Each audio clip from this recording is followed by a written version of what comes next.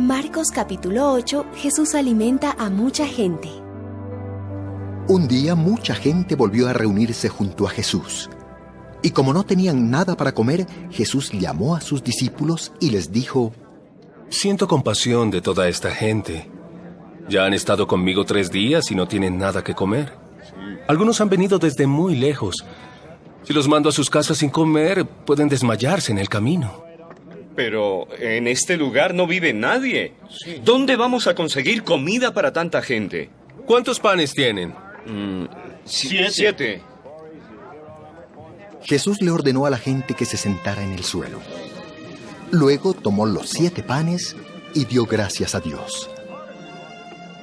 Partió los panes en pedazos y se los entregó a sus discípulos para que ellos los repartieran entre la gente. Los discípulos hicieron lo que Jesús les había mandado.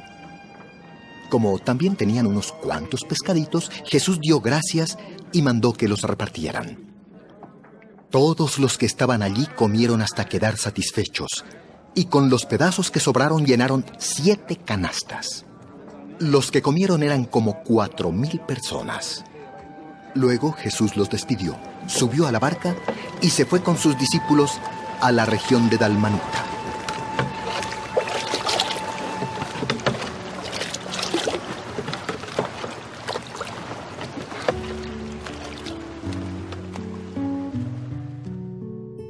Una señal milagrosa.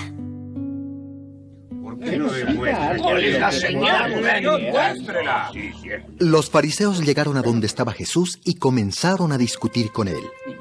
Para ponerle una trampa, le pidieron que demostrara con alguna señal milagrosa que él venía de parte de Dios. Jesús se molestó mucho por esto y dijo: ¿Por qué siempre piden ustedes una señal? Les aseguro que no se les dará ninguna. Entonces Jesús los dejó, volvió a subir a la barca y se fue al otro lado del lago.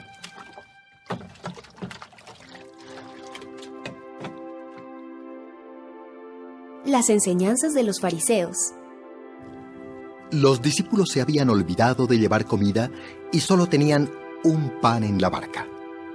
Jesús les advirtió: Les recomiendo que se cuiden de la levadura de los fariseos y de la levadura de Herodes Antipas.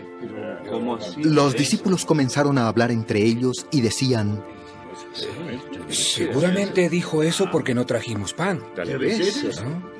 Jesús se dio cuenta de lo que hablaban y les dijo: ¿Por qué hablan de pan? ¿Todavía no comprenden? ¿Tienen la mente cerrada? Si tienen ojos, ¿cómo es que no ven? Si tienen oídos, ¿por qué no oyen? ¿No se acuerdan de aquella vez cuando repartí 5 panes entre 5,000 hombres? Sí. ¿Cuántas canastas llenaron entonces con lo que sobró? Creo que 12 canastas. Y cuando repartí 7 panes entre 4,000, ¿cuántas canastas llenaron? 7. Siete, maestro. ¿Y todavía no entienden? Jesús sana a un ciego en Betsaida. Cuando llegaron al pueblo de Betsaida, unas personas guiaron a un ciego hasta Jesús y le pidieron que lo tocara. Jesús tomó al ciego de la mano y lo llevó fuera del pueblo. Después le mojó los ojos con saliva, colocó las manos sobre él y le preguntó si veía algo. El ciego respondió: Veo gente, pero parecen árboles que caminan. Entonces Jesús volvió a ponerle las manos sobre los ojos. El hombre miró de nuevo con cuidado y vio todo claramente porque ya estaba sano. Jesús le mandó que volviera a su casa y le dijo: No regreses al pueblo. ¿Quién es Jesús? Después de esto, Jesús y sus discípulos fueron a los caseríos cercanos al pueblo de Cesarea de Filipo.